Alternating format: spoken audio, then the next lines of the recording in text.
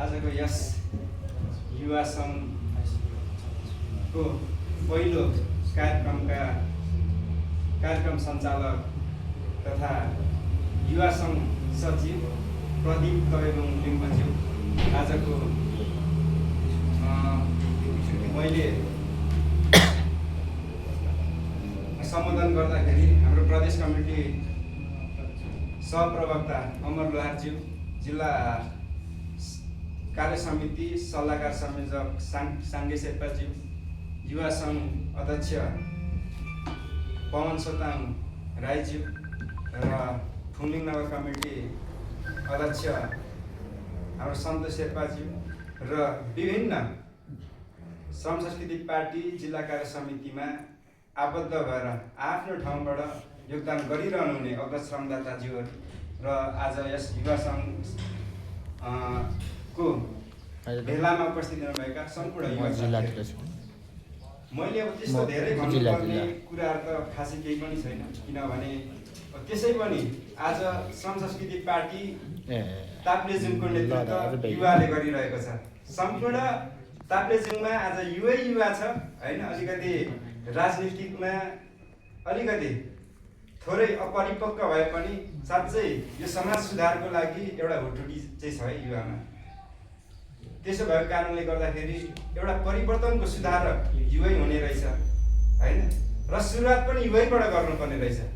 विभिन्न कालखण्डमा विभिन्न ठुला परिवर्तन भएका छन्, त्यो युवाबाटै सम्भव भएको छ। विचारको हिसाबले पनि युवामा एक खालको नवीनतम विचार हुन्छ, ऊर्जाको हिसाबले पनि अत्यन्तै ऊर्जाशील हुन्छ। त्यस कारणले गर्दाखेरि पनि रूपान्तरण सम्भव छ र श्रम संस्कृति पार्टीको युवा सङ्घले चाहिँ भोलिको दिनमा साँच्चै पनि यो समाज रूपान्तरणको लागि होइन, जिल्लामा एउटा क्रान्ति ल्याउनको लागि परिवर्तनको एउटा नयाँ अग्रगामी क्रान्ति ल्याउनको लागि श्रम संस्कृति पार्टीले साँच्चै नै राम्रो काम गर्छ जस्तो लाग्छ।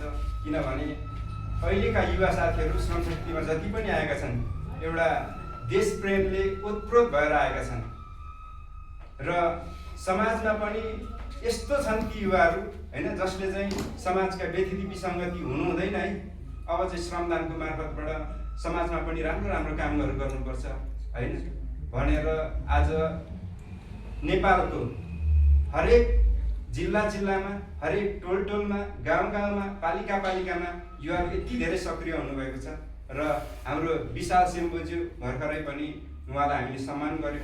उहाँ दार्चुलाको दुमलिङमा गएर होइन अब यो सुदूरपूर्व ताप्लेजुङबाट सुदूरपश्चिम दार्चुलाको दुमलिङसम्म पुगेर उहाँले श्रमदान गरेर आउनुभयो।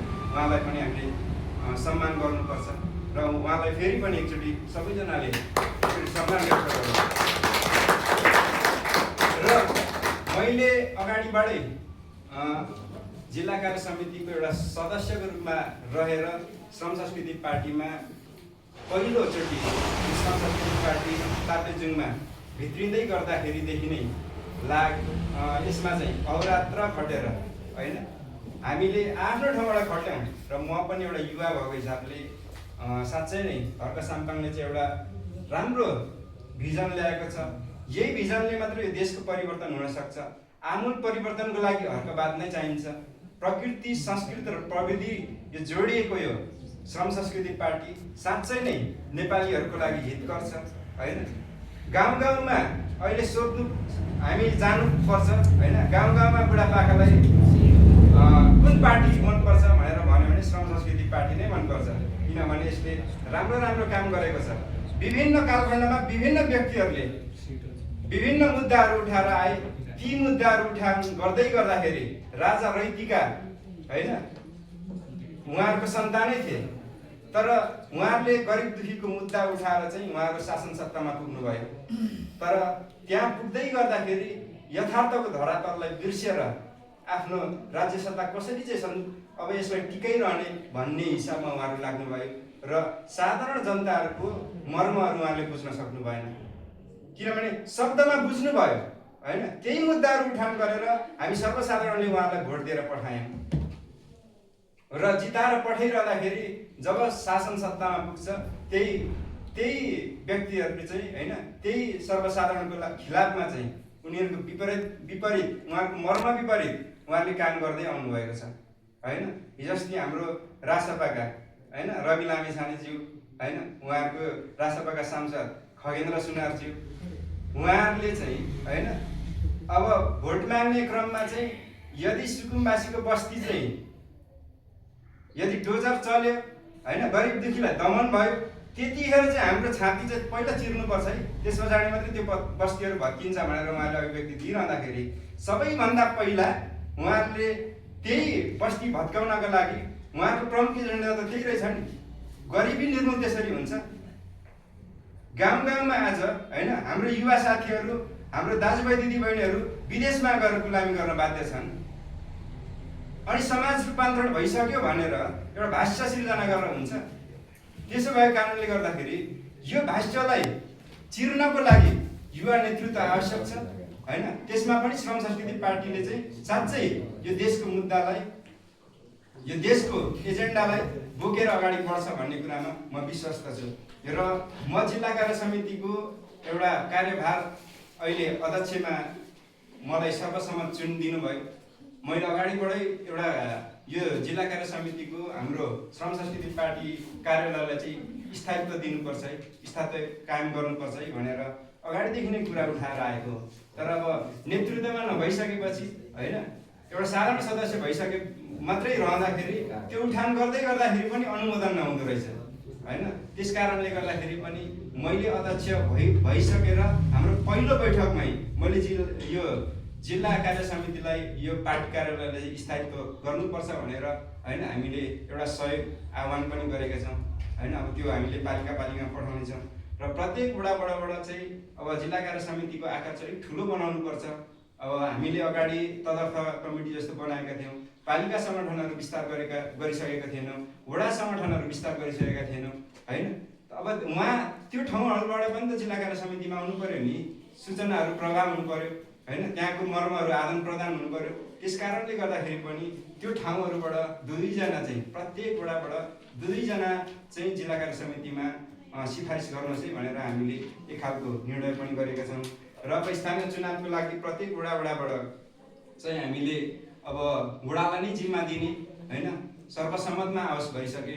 किनभने यो अगाडिको पार्टीहरूको अघिल्लो पार्टीहरूको होइन यो विभिन्न पार्टीहरूको उहाँहरूको चाहिँ कस्तो थियो भन्दाखेरि अलिकति अब जिल्लामै आएर चाहिँ टिकट लिनुपर्ने होइन, अनि जिल्लाको अध्यक्षले नै टिकट दिनुपर्ने, त्यो भइरहँदाखेरि चाहिँ होइन गाउँमा को राम्रो मान्छे छ, को सक्षम मान्छे छ होइन, को इमान्दार मान्छे छ, त्यो चाहिँ अब सर्वसम्मत भएर नआइरहँदाखेरि अध्यक्षले टिकट दिएर पठाउँछ होइन। अनि वडामा गइसकेपछि अब खराब मान्छे आयो भने वडा बिग्रिन्छ होइन। एकचोटि एक कार्यकालमा त 5 वर्षको कार्यकालमा उसले चाहिँ आफ्नो मनपरितन्त्र गर्यो भने त होइन वडाको कसरी विकास हुने। त्यो हिसाबले पनि श्रम संस्कृति पार्टी अहिले हाम्रो हर्क साम्पाङज्यूले पनि उम्मेदवारको नामहरू चाहिँ पठाउनै केन्द्रमा भनेर भनिरहँदाखेरि हामीले चाहिँ जिल्लाबाट चाहिँ प्रत्येक वडामा तपाईँहरूले आफै चुन्नुहोस् है होइन, सर्वसम्मतमा ल्याउनुहोस्, भइसक्यो एकजनाको नाम ल्याउनुहोस्, पालिकाबाट एकजनाको नाम ल्याउनुहोस् भनेर हामीले एक खालको निर्णय पनि गरेका छौँ र त्यो हामीले प्रत्येक पालिकामा त्यो प्रवाह गरेका छौँ। र अब यो सबैभन्दा धेरै चाहिँ देशको माया चाहिँ विदेशमा बस्नेलाई हुँदो रहेछ होइन, श्रम गर्नेलाई हुँदो रहेछ। यो देशमा हामी एक खालको राजनीतिक भुमरीमा रणभुल्ल परेका छौँ होइन। तर विदेशमा गएर होइन हाम्रो दुःख गरिरहने दाजुभाइ दिदीबहिनीहरू चाहिँ त्यहाँनिर अब गुलामी गरिरहने, रोजगार गरिरहँदाखेरि चाहिँ होइन देशप्रति आज चाहिँ के भइरहेछ देशमा होइन, भोलि के हुने हो, उहाँलाई चाहिँ देशको चिन्ता अत्यन्तै धेरै लाग्छ होइन। उहाँहरूलाई चाहिँ अनुमोदन नगर्ने, अब अहिलेको राष्ट्र बजेट आएको छ होइन, उत्पादनमा छैन होइन, उत्पादनमा नभइसक्यो निर्माण क्षेत्रमा मात्रै लगाइसकेपछि विदेशबाट ऋण ल्याउने, निर्माण क्षेत्रमा लाउने, उत्पादन नभइसकेपछि त्यो चाहिँ केले तिर्ने होइन। गरिबहरूको लागि चाहिँ खोइ बजेट होइन, 2 करोडभन्दा माथिको एउटा उद्योग कल कारखाना खोल्नेलाई मात्रै राज्यले पनि हेर्ने होइन, सानो मझौला किसानहरूलाई सानो गाउँमा बस्नेहरूलाई चाहिँ उहाँहरूले हेरेकै देखिएन। त्यो हिसाबले पनि अब गरिब दुखीको पक्षमा चाहिँ कोही नै रहेन रहेछ होइन।